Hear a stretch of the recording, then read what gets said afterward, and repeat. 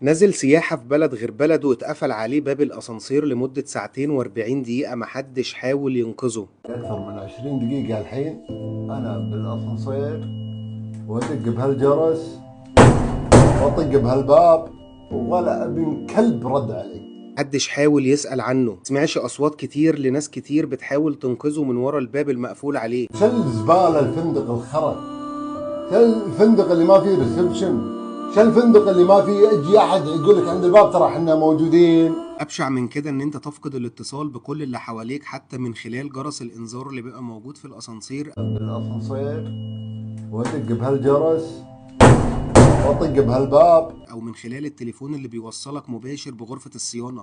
لا تليفون تقدر تحطه، لازم يكون عندك اسبانة أو درنفيس تفتح البراغي هذه عشان يطلع معك التليفون. شوف هذه ما يطلع، لازم هذول ينفتحون.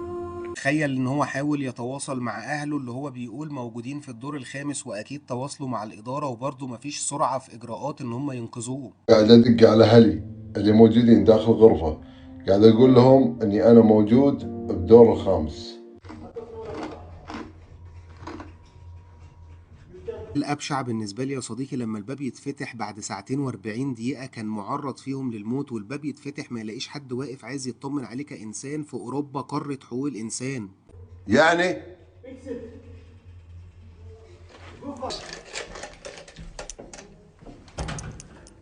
وين ار؟ صحراء يا معلم، صحراء، مفيش حد واقف مستنيه، مفيش عصير، مفيش ميه، مفيش اي اجراءات سلامه. الراجل كان ممكن يتعرض لنوبات خطيره. out now out.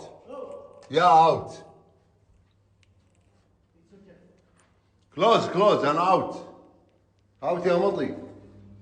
الواقعة دي لو في مصر كان زمان مدير الأمن ومعاه وزير السياحة ووراهم كونسولت ودكاترة واقفين على باب الأسانسير لغاية ما يطمنوا عليه بعد المدة الطويلة اللي كان معرض فيها للموت. رسالتي لكل اللي شاف الفيديو، حقوق الإنسان اللي بيتكلموا عليها دي مهارة هم بيحاولوا يتعلموها وبيحاولوا يكتسبوها، لكن بالنسبة لنا احنا كعرب وكشرق وكمسلمين دي فطرة ربنا فطرنا عليها. عايز أقول لك إن كل مشكلتك إنك عربي، عندهم ألف ممكن وألف احتمال بيمنعهم إن هم ينقذوك بسرعة. اللي هيفصل بينكم لو رفعت تعويض هيأمن على احتمالاتهم. ما خليكم تغيروا الاسانسيرات. ماكو من احمد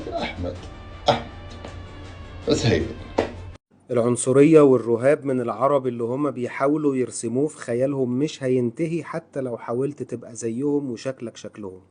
يا ابني مش عشان قربت ان الناس دي هتبقى واحد منهم. بعد ما اطمنت عليك دي كانت احسن مشاكل